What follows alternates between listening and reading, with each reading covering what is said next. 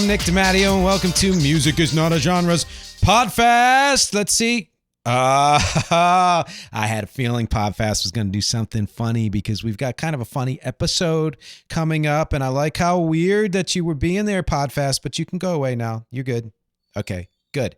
So thank you as always for watching and listening. If you are just watching, if you're just listening, go to youtube.com/@musicisnotgenre. There is a video for every episode of this podcast. If you are watching, you can stream this anywhere if you just want to listen to it. Although for an episode like PODFAST, you're going to want to watch. So if you are just listening, go over to YouTube.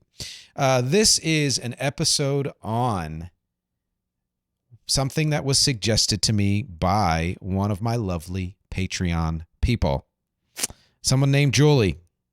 She knows who she is. And it's a topic that we kind of just discussed casually one day that I realized, you know what? I think I can make this into something fun in a PODFAST sense, and that is weird band names. So here's the thing. I love names. I love naming things. I love naming songs, albums, poems, projects, companies, my own children, and yes, bands. I love naming bands. I've named all of those things and more. I just like the idea of how you have to come up with a name that is interesting, that is memorable, and it captures the nature of what you're naming. That is just awesome to me. And that's one of the things I find fun about anything that has a label to it. And the thing, of course, I don't find fun is just like with genres is that doesn't mean it needs to be confined to that label, but it's still pretty fun to do. It's even more fun when you can go out on a limb and do weird names, right? And so this episode, like I said, is about weird band names. I once did an episode on all the bands I could find who had a day of the week in their name. So Happy Mondays, The Sundays, On a Friday, which is the original name of Radiohead, Till Tuesday, Thursday, Taking Back Sunday, just all of those and so many more. I think there's a band called Wednesday now or something like that. And that was fun. So this is sort of a follow-up to that. Here's some places that I went to for research on weird band names. Not as easy as you might think, partly because weird is subjective. Wikipedia, YouTube, cracked.com. I used to read Cracked as a kid as a magazine, and I got to say, I'm glad Cracked kind of folded online because I can't stand humor like that. It's snarky and cutting and and just I think that's one of the lowest forms of humor, but it did have an interesting list of weird band names. Ranker.com. I'm sorry, I'm having trouble looking at my own thing. Boredpanda.com, allmusic.com, amiright.com, and americansongwriter.com. So a lot of places I went to. Disclaimers. So I asked my wife, name some weird band names. She said all band names are weird. And I think she's kind of right. Other than bands to me that take their name directly from the person, like the Dave Clark Five. There were 5 people in the band and it was Dave Clark. Not weird. Really almost any other kind of band name is weird in one way because it's somewhat conceptual. It's somewhat abstract. Think of band names we don't think of as weird now, like the Kinks, U2, The Cure, Nirvana, even the Wombats. If you don't know them, you should. If you didn't know, if someone hadn't said music and you came out of a cave, you wouldn't have any idea any of those were band names. But now they are, and now they're kind of not considered weird anymore, but objectively, yes. And yet, the ones that I'm going to do today, to me, go beyond that. And that's kind of the main thrust of this mini episode. Some disclaimers, as I mentioned. To me, weird in this case means funny or odd or quirky, as opposed to clever. For example, the 1975 is a clever name for a band, as is Ben Folds 5, which is funny because they had 3 people. But I don't consider those weird in the sense that I'm looking for. I'm also not going for the shocking or pointed band names. For example, Alice in Chains was not a normal thing to name a band when they named it that. But it's not funny and it's not really odd. It's not the weird that I'm looking for this episode.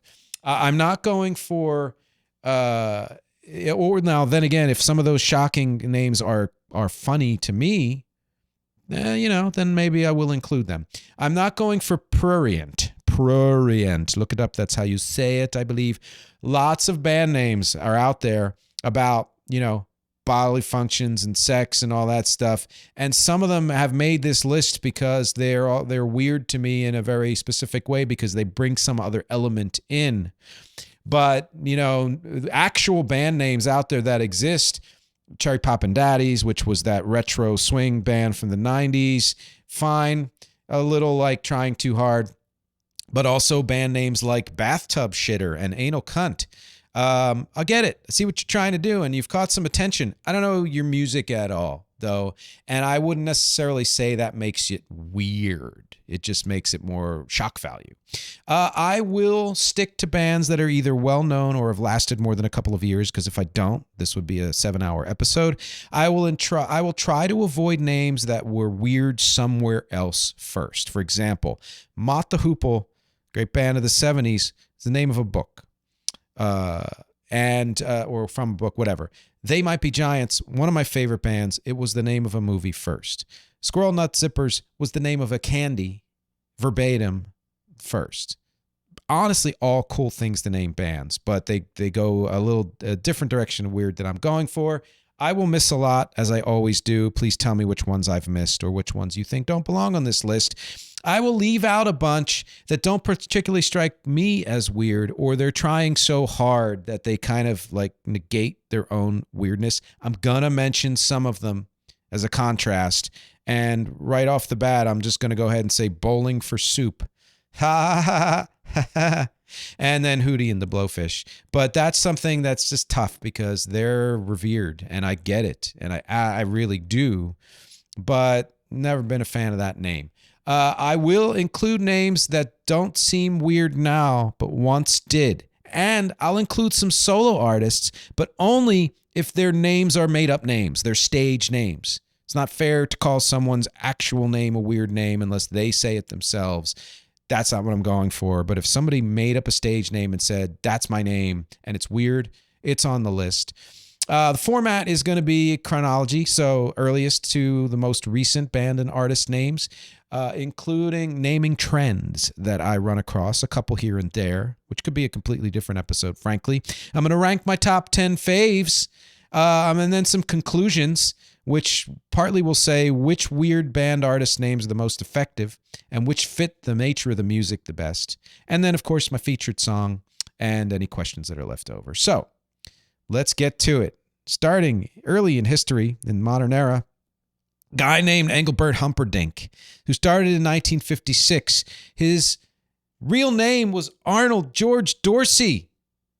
That was not his real name. And you might say, well, why in the world would somebody choose a stage name like that? Well, there were two reasons. One, Arnold George Dorsey is so normal that no one will remember it, but people would remember Engelbert Humperdinck. Number two, there was a 19th century German composer by the name of Engelbert Humperdinck, so it was a historical reference, which I just think was really cool.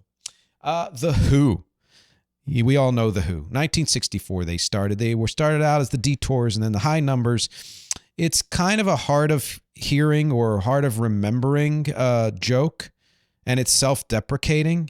We take for granted that it's normal now, but it was one of those things like, all right, I'd like to introduce the next band. They're called the, and then somebody might say The Who, and then like, yes, exactly. So it's like an Abbott and Costello thing. So that I like that. But then you get into the later 60s, 66, 67, with bands like Peanut Butter Conspiracy, which was a trend then to do incongruous psychedelic names like Jefferson Airplane, or Sgt. Pepper's Lonely Hearts Club Band was influenced and inspired by San Francisco psychedelic band names that seemed like they were just putting words together in a way that was compelling, but in a Dadaist sort of way, such as Strawberry Alarm Clock, who started in 1967 and are still freaking active. The band Strawberry Alarm Clock. Couldn't tell you a single one of their songs. Steely Dan, 1971. We all know them if you know music. Why you're like, well, that's not weird. Turns out it was from the William Burroughs novel Naked Lunch, which is a pretty famous one. It was the name of a dildo in that novel, the Steely Dan. So good for them. 1975, a band that I always remember the name of since I was a kid called Throbbing Gristle. Throbbing Gristle was a North England slang for an erection. So there's two somewhat shrouded penis references. Steely Dan and Throbbing Gristle. I guess that was a trend that, was existing in the early 70s and would pop up, pun intended, rise, every now and then. That's what she said. So that is considered weird to me, at least. Late 70s, you get into punk and you get Dead Kennedys. 1978, they broke up for a while and they reformed in 2001 and are still around. I thought it was meant to be a disparagement of the Kennedys or whatever you want, but it turns out it was a sense of an homage to the American dream and the death of the American dream, saying like that was when the height of when we thought America had so much promise. And then between 63, 68, Kennedy's being assassinated, that dream slowly died. And that's what that is a reference to. Following in 1979, you have the band Spandau Ballet. I know this much is true. It was named after something written in a bathroom, Spandau Prison. And ballet is the movements of the people who were hanged in that prison. So the Spandau Ballet actually refers to what the body does when it's being hanged. 1979 also, The. This may be my first memory of a band with a weird name. A couple years later, before I even knew this band, I was in algebra class in 8th grade, and there was an assignment during class, a fun game where we broke up into groups and we had to name our groups. And I decided I'm going to anti-name my group because it's an anti-name, which can be weird. And I named it Thes. And then I subsequently discovered somebody might have told me that there was a band called The that predated my naming of it, and I didn't even know that. So we're kind of birds of a feather in a way, and that's something I just kind of appreciated and liked their music to a degree as well. I couldn't find out why they named themselves that. If you know, please tell me. I would love to know. 1979, and also The Trees. Cool, weird name. It was the name of one of their songs, which is something that's happened a few times here. Oingo Boingo in 79. Danny Elfman was in that band. It was came from a street theater name started by his brother Richard called the Mystic Knights of the Oingo Boingo, which was inspired by a fictional secret society on Amos and Andy. Same year, Was Not Was, famous for Walk the Dinosaur. David Weiss and Don Fagenson adopted the names David Was and Don Was. Kind of like the Ramones got the same last name, even though none of them were named Ramones, which, by the way, Ramones comes from the fake name that I believe McCartney would use when he would enter into a hotel and not want to be known he was there. This came, the one for Was Not Was, came from a word game with Fagenson's son. In 1980, Wang Chung was born. The Chinese word Huangchong means yellow bell, and the first note in the Chinese classical music scale is that. But I also read that the band claims it's the sound that you make when you strum a guitar. Wang Chung, which I guess could have a dual meaning. Kind of cool, kind of weird. Bananarama, 1980, still active. And that name comes in part from the Roxy Music song Pajamarama. Butthole Surfers, that year, I believe, 1981, goes beyond shocking and prurient to me. Sure, Butthole, but Butthole Surfers, because there's something interesting about putting the word surfers after it, and it's again a name I remember as being weird. What happened was they were kind of anti-naming as well by just naming themselves something different at every gig, and the announcer couldn't remember what they told him to say this time around, and so he just said the name of the song that they had done, Butthole Surfers, and then it ended up being the name of the band. Kajagoogoo in 1982, of course, comes from Infant Sounds. They started in 1978 as Art Nouveau. Chumbawamba, believe it or not, started in 1982. Yes, they're famous for their 1997 hit Tub Thumping, but they started 15 years earlier. Nobody's quite sure what the name means. It's either absolute nonsense, or the dream of member Danbert No Bacon about gender confusion, in which restrooms were chumba for female, chumba for male and wamba for male. Wow, God. Chumba for male and wamba for female. Could be that too. And then 1983, one of my faves, the Dead Milkmen. They broke up and then reformed, and now they are still active. I think it was influenced a bit by the Dead Kennedys, but to say, let me say something that doesn't mean something as heavy as Dead Kennedys. And it was actually from a Toni Morrison character from her book Song of Solomon. They call it like Milkman Dead or something like that. So, wow, didn't expect that reference at all. Gwar started in 1984 and is still active, even though their lead singer, David Brockie, died of heroin in 2014. Now Mike Bishop is the lead singer. It was a shortened version of the name the band originally used when opening for a Death Piggy, which was Gwar. And you can look up how that's spelled.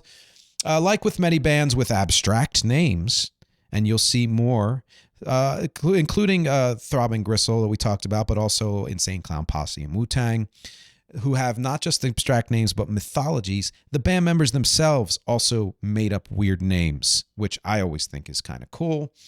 Ween, a Philly area from New Hope, Pennsylvania, 1984 to present day. Combo of wuss and penis, which of course we know of as weenus, but they shortened it to ween. There's that shrouded penis trend popping up again. Nixon's Head, 1985, punk band. I saw them open for the Dead Milkmen way back. They're one of the well-known kind of 80s Philly bands, and not on Wikipedia, believe it or not. Who's going to fix that? This was inspired by a combination of the nonsense trend, like Dead Milkmen, because the point at which punk was going into like more humorous territory than it had been early on, and also things like Electric Love Muffin, Philly was another band that was the same kind of thing, but also a political reference, Nixon's Head.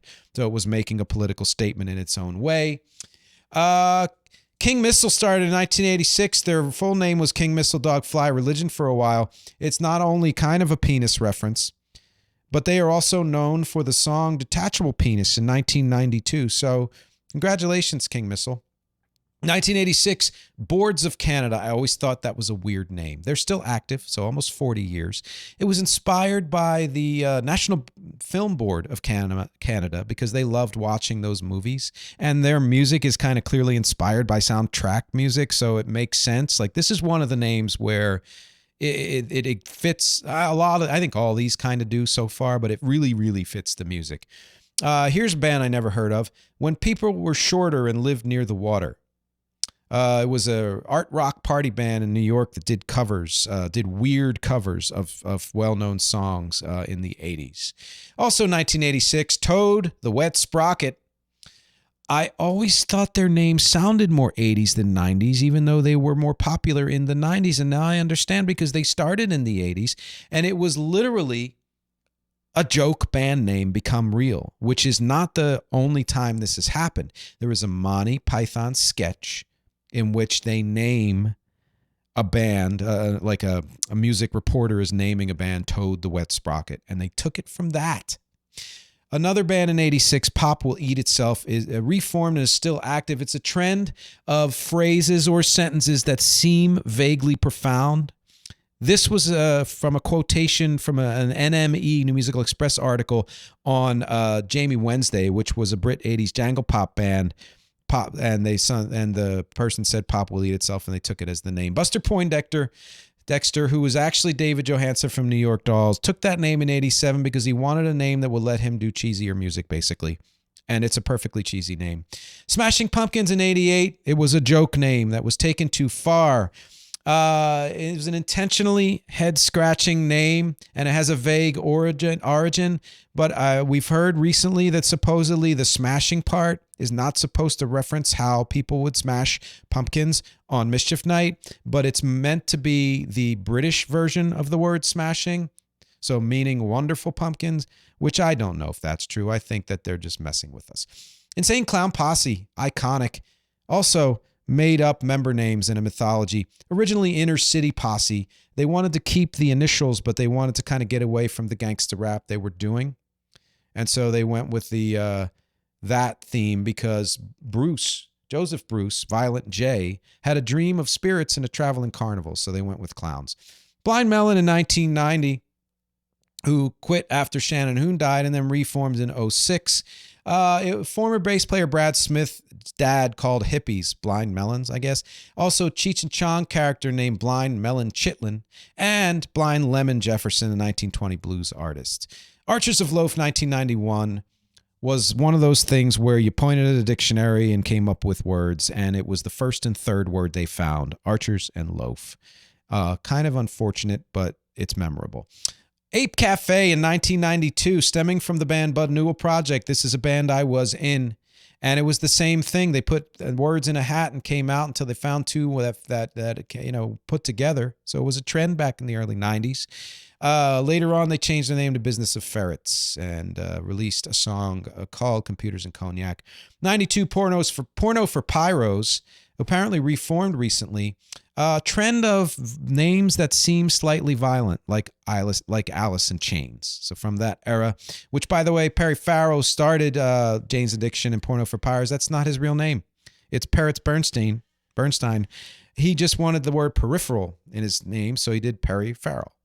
Wu-Tang Clan 92 is a blend of Eastern philosophy picked up from Kung Fu movies, 5% Nation t-shirts picked up in the New York streets, and comic books.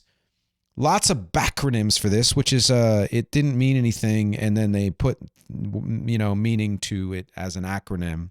Beastie Boys did that with their name, Beastie. Wasn't really an acronym, and then they made a backronym for it. 30 Odd Foot of Grunts, which is Russell Crowe's band. Supposedly, it's the combined members' height, 30 feet. Jimmy Eat World 93. Crayon drawing made after an incident between Linton's younger brothers, Jim and Ed Litton, who fought frequently. Jim usually won, but Ed sought revenge by drawing a picture of Jim shoving the earth into his mouth. So Jimmy Eat World was the caption. Presidents of the United States of America, 1993, was a joke, meant to sound overly serious, and it's meant to kind of be a takedown of the over seriousness of presidents. The string cheese incident. They were famous for peaches, by the way. The string cheese incident, again, overly serious. In 1993, at a restaurant, Jack Cheese, there was an incident. Jack Cheese beans and salsa scattered all over the place, and they decided to call themselves that to never forget it. But they also thought the name was a creative reference to the stringed instruments that they all played, and a side reference to a Calvin and Hobbes running joke. And you will know us by the Trail of Dead, 1994. Hugely overly serious. They once said it was from an ancient Mayan ritual chant, but it's not true. They just made it up, which makes it weirder. Hoobastank, 1994 to present. Lots of origin stories. Supposedly, it's a mispronounced German street or a slang for someone who owns too many sneakers, but it was probably just a joke and a memorable one. Alien Ant Farm, 1996 to present. And it was that humans were the ants put on the farm of the earth by aliens. So kind of weird and cool. Fatboy Slim in 96. He actually started in 1979. And I did an episode on him way back. But he took the name Fatboy Slim in 96. He was just writing down names as he was drunk. And he liked it because it sounded like old blues performers, like a cutesy body reference. The Shins, 96. I always thought this was meant to be an abstract body reference. But apparently it's the name of a family in The Music Man. Although that one was spelled with two N's, of Montreal in 1996. A band I dove into in 2021 after I was super getting into the Elephant Six Collective, which I had been into since the late 90s, but not particularly that band. This name came from a failed romance with a woman from Montreal, of Montreal. By the way, look up Elephant Six. Almost every name from that collective is weird, such as Olivia Tremor Control and Neutral Milk Hotel. The band name with 3 exclamation points, sometimes pronounced chick, chick, chick, but can also be pronounced with apparently any sound repeated 3 times. It was inspired by the movie The Gods Must Be Crazy, because there's a certain languages where there are clicking sounds that are part of the language, and that's what they did. There was a trend at the time of triple word names like yeah yeah yeahs and ha ha heat and rah rah riot. A lot of stuff like that in the early 2000s, especially. India dot Ari in 97, it's actually her name. But this is a key point, pun intended, that there's a period in the middle, and it was probably a reference to the early internet. And so both of these were artists who were pioneers of weird punctuation usage, which was a trend that would follow through the 2000s. Death Cab for Cutie in 97. That came from Beatles' Magical Mystery Tour. The band that was playing in there, the song they were singing was called Death Cab for Cutie. The New Pornographers. It's just a funny, I always liked that name. Again, it's sort of meant to be slightly controversial, but also a little cheeky. Let's get out of this terrible sandwich shop. In 2004, I don't know the story, but I just like that name. Sun. Oh, they're just called Sun. They started in 1998. The Sun Amp logo includes like a circle with the parentheses radiating out, and that's where they got their name. But I also think it looks like the way the music sounds. It emanates through the crowd. Drone metal. And it's also a play on an earlier drone metal band named Earth. They were originally called Mars, and they settled on Sun, but with the amp, it's inspired. Lady Gaga in 01 from a Queen song, Radio Gaga. Both highly dramatic artists as well, so it's kind of neat that there's that reference. Also in 2001, Minus the Bear, who was maybe the first to start the trend of putting the in the middle instead of at the top, right around when there was a huge trend of bands putting the at the beginning, like we had in the 60s especially, and a little bit in the 80s, like The Hives, The Strokes, The Vines, The White Stripes, etc. The name Minus the Bear comes from an in-joke among the band members referring to the 1970s television series BJ on the Bear. A friend had gone on the date, explained singer-guitarist Jake Snyder, and one of us asked him afterwards how the date went. Our friend said, you know that TV show from the 70s, BJ and the Bear? It was like that, minus the bear. That's the straight truth. So actually kind of funny. So we're into the 2000s, and we're getting to a band that is, I wish I liked their music better, but I always liked their name. And I like this era anyway, the early mid-2000s. But the reason why I'm spending a little more time on this name, and that name is from 2004, Panic at the Disco, with that exclamation point after Panic, is because this is the song that inspired Julie to suggest this episode. It was on an episode, it was a question, I guess you call it, on Jeopardy, or an answer on Jeopardy, whichever. They, that show. And it was where they got the name from. And they got it from a Smith song, Panic. Panic on the streets of London. And at the end where they say, hang the DJ. So it's Panic at the Disco. I never knew that. I think that's pretty cool. And it's a weird name because there's that weird use of punctuation again. As is, same year, Portugal, period, the man. Why the period? So a couple of things. First of all, they wanted it to sound bigger than life, a la Bowie. So there's a distinction between a country and the individual band members. So there's Portugal and then the man. I still don't fully understand it. It was also an unwritten book about John Gorley's dad, one of the band members. All in all, I find it to be super pretentious. But the trend of using punctuation weirdly is intriguing to me. And they also cashed in on the trend of putting the in the middle, like minus the bear. Which brings me to 2005. Donald Glover's alias, Childish Gambino, so makes some great music.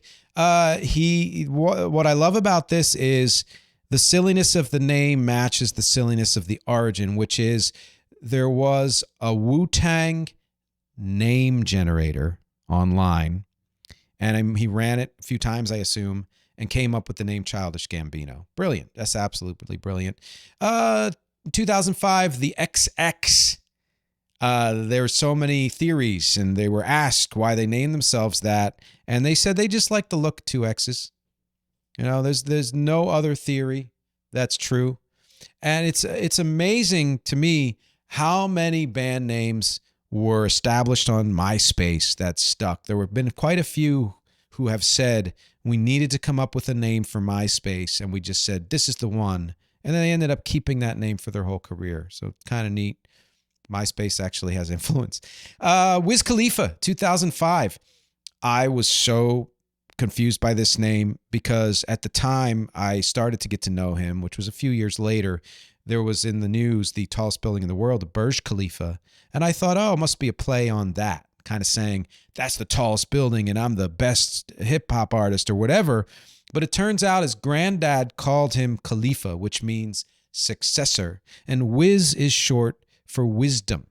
So it's a much more meaningful name than it sounded like to me in my head. And especially since he named himself that in 2005 and Burj Khalifa wasn't completed until 2010. And I don't think it was called that until after he called himself Wiz Khalifa. So just kind of a cool coincidence. But a weird enough that it's something I've always remembered, even though I don't know the music well.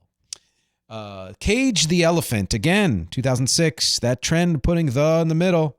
A mentally disturbed man after a gig came up and said, you have to cage the elephant. You have to cage the elephant. You have to cage the elephant. You have to cage the elephant. And so they took that as their name. ASAP Mob, 2006 to present, most famous being ASAP Rocky. ASAP is an acronym which stands for not as soon as possible, but always strive and prosper. And the year before, in 2005, Kesha styled her name with the S being a $sign, and the ASAP people almost always style their name with the S being a $sign. And I always thought that was cool. Again, kind of it's not punctuation, but you know what I mean about that kind of weird use of symbols, let's say. Kesha now uses a regular S, by the way, but ASAP Rocky is just one of the ASAP Mob, and I just always liked that almost all of them use that ASAP as part of their moniker. In 2010, Baby Metal, Japanese band. Japanese pronunciation of this rhymes with heavy metal. So, ebi metal. So baby metal. But it also refers to the birth of a new genre, which is mixing J-pop and metal, and it exactly describes how they look and sound. And it's one of the things I love about that. Most of the weird names in 2010s were echoes of past trends, just like the music. It's interesting that the music itself in the 2010s and beyond has been mostly, I will say mostly, an echo of past trends, and the names reflect that. In all genres, but especially in hip-hop and pop. And you have in 2015 the band 100 Gex, which is an exception because I don't think there's ever been a trend where that has been that, although you have things that are vaguely, seemingly to be about a computer or some other numerical thing. There is no clear meaning. There have been backronyms for it and spray paint and whatever. I don't know, but weird. And their music is intriguing, at least. And then 2019, the band Wet Leg. Name came from an Isle of Wight epithet to describe non-locals on the island who are said to have a wet leg from coming off the boat. But you got to imagine it's also maybe a vague sexual reference. Or at least it was in my head when I first heard it. That's my list. You know I've missed a lot, and I guarantee you there are bands out there where you were like, why didn't you put that name on there? What about Pearl Jam? That's a weird freaking name. Agreed. But I can't list them all, and B, some names just strike me as weirder than others, and it's, weirds in the ear or eye of the beholder. Which brings me to a few things. First of all, my top 10 favorites. They are in chronological order because I didn't have time to rank them in which is my actual fave. And here's the thing. It's not that I necessarily am into any of this music. Some yes, most no. It's the name I like. Number 1, Engelbert Humperdinck. That's a baller move because not only is that a weird freaking name that shouldn't be the name of any pop artist, and it is a historical reference and so much weirder than the guy's actual name, I honestly think it's vaguely sexual as well. You got Humper and Dink in there. I don't know. Anyway, the name made an impact on me, and it's somebody who's simpatico with me because it's an abstract anti-name and it's playing with words. It's nonsense. It's meta. I don't know the music well, but I just love the name. Dead Milkmen, huge band for me, and it's nonsense that seemingly came from nowhere, but actually came from something meaningful. And it's meant to be humorous, as is the logo for their band. Pop Will Eat Itself. The music, I mean, the name makes a statement that the music backs up. And I liked them when I first heard them as well. But when you listen to the music of kind of like a mix of industrial and rock and pop and electro and some other things very early on in the late 80s and beyond, and then you look at the name Pop Will Eat Itself, you're like, oh, wow, that just fits perfectly. The Presidents of the United States of America is just a bold-ass move in a silly way. And the music is backs that up, like Peaches, of course. Now, there are other bold-ass moves in history for bands. I think any band that names itself after a city, it's bold. I had toyed with the idea of changing my artist name from Rec to NYC because I put that on a lot of the things I do. And it turns out there was, I think, a funk band in the 70s who named themselves NYC. So they were bold way before I ever tried to be. And not weird, but I wanted to point out that kind of bold naming is very cool. Another fave of mine, and you will know us by the Trail of Dead, sometimes shortened as Trail of Dead. It's bold in an epic way that's clearly over the top, but the music holds it up, and I like the music too. India.Arie made an impact on me when I saw it. I was like, oh, wow, they put the period in there. It's like India.Arie. Is it a website? Whatever. It's a cool internet reference before anybody was doing that. So ahead of her time. And then Sun, the drone metal band with that O and the 3 parentheses. It's visual. It goes beyond the original Sun amp reference to merge the verbal and the visual and the sonic. It looks like the music. That's very hard to achieve. Wiz Khalifa, again, cool backstory, cool name, cool mistake on my part that gives it a little whimsy, and it's one of the reasons why it's on my list. Baby metal. Western music filtered through Japan has been a huge favorite of mine for decades, and this may be one of the most perfect names that any of them have come up with from Japan or anywhere in the world as it relates to the music and the look, the genre they're trying to create. It's a perfect name for the band and for the music.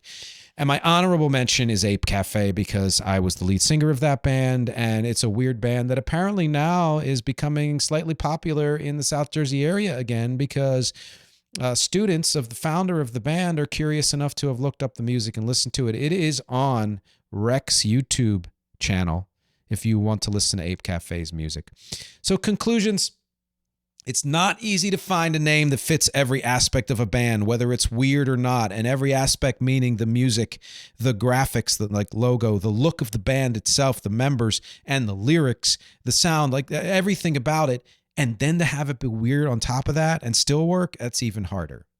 We can say this, I've said it before about music production, is that things that are at first and once considered weird eventually become normal and are subsumed into the normal vocabulary of whatever it is, whether it's fashion or music or names of any kind.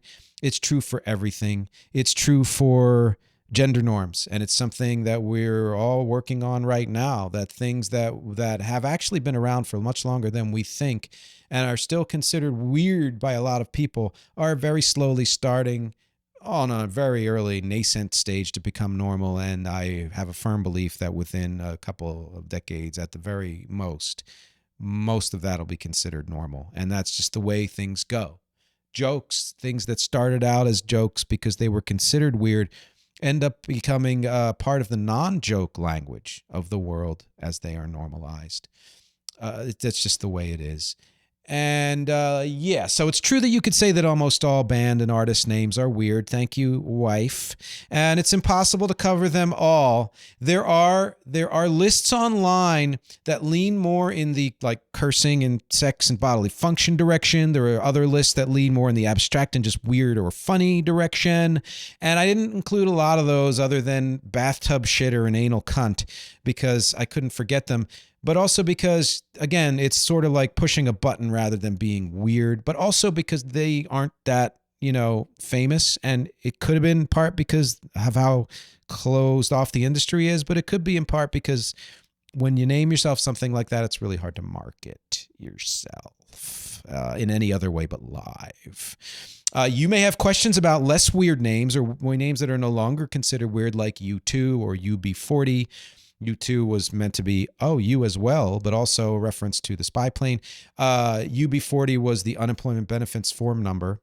Or Uriah Heep, which is a reference from a Dickens novel, or other bands that don't start with the letter U. And that's valid because a lot of these origin stories are really fun to learn. I love origin stories in general. That's why I'm doing one myself about me and Rec and Rec's music. But when it comes to words and names, I'm a huge fan of that.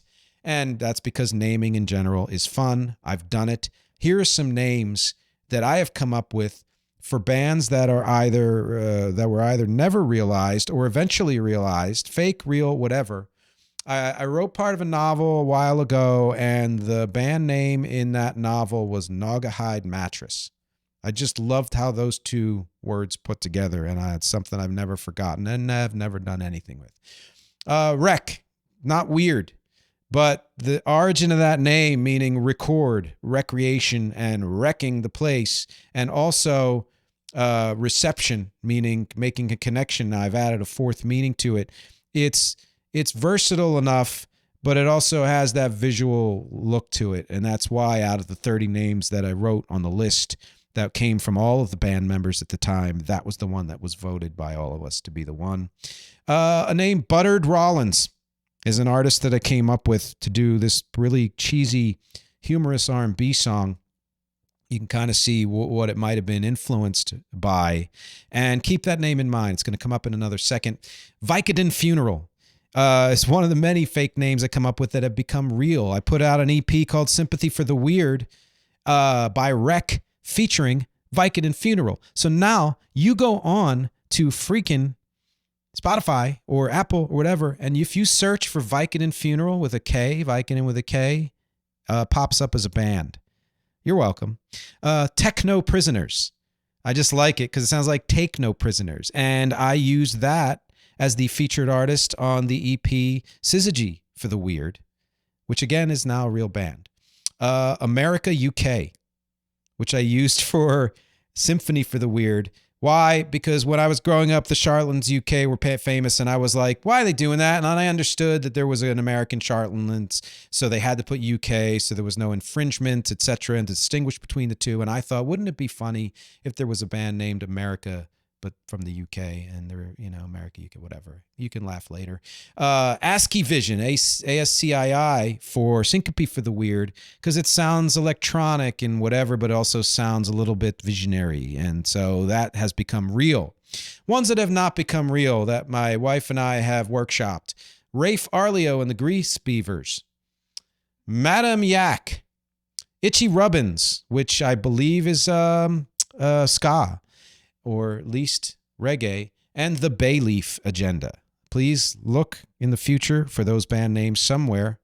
And look for the featured song, which is coming up in just a minute or two and is streaming everywhere. It's from the album It Wasn't Me by the artist Buttered Rollins, who was actually me. And it's a song called Doing It in My House. And the name is a play on buttered roll, so smooth, but also food, because this guy is meant to be a smooth-talking guy who can only think about food and basically sleeping on the couch and watching TV. The lyrics sound like they're a seduction, but he's actually just seeing if the woman he's with will cook and then do the dishes while he is allowed to just eat and fall asleep in front of the TV. And he actually does fall asleep in the song. So Buttered Rollins is a legend, and do not forget it. And it plays up on kind of the misogynistic power dynamic to show how lazy and expectant traditional men can be. And it's also funny. And I love this kind of music, and I love the humor. And it was created for a film that I co-produced and starred in a few years ago called Lockload Love. So questions, as always. What are some of your favorite weird band names? What are some weird band names I missed? And which names did I mention that you don't think are weird at all? I would love to know answers to all of these. And stay tuned for the featured song, because my objectives here are music, conversation, and connection. Thank you. Song coming up. Don't click off yet. Song coming up. And I will talk to you next week.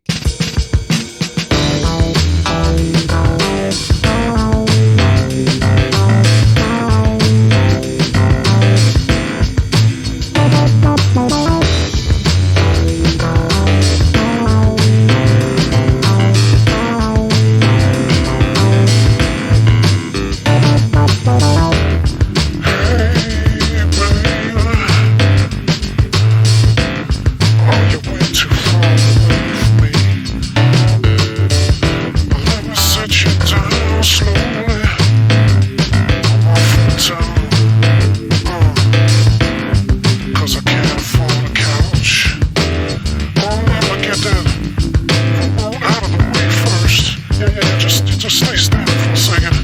Yeah, that's better.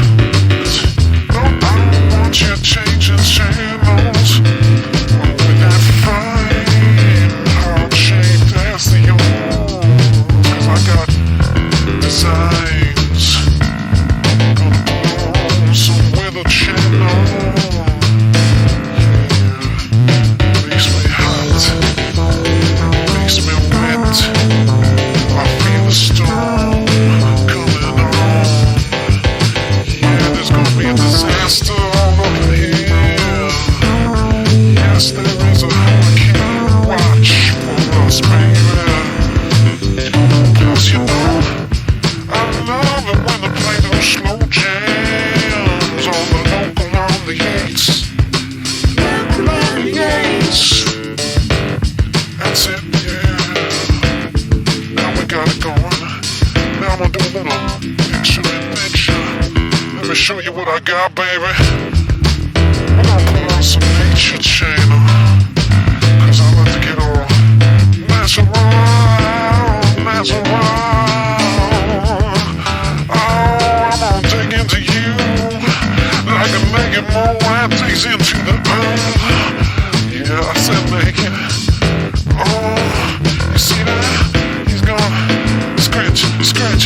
Oh, scratch, scratch. Oh.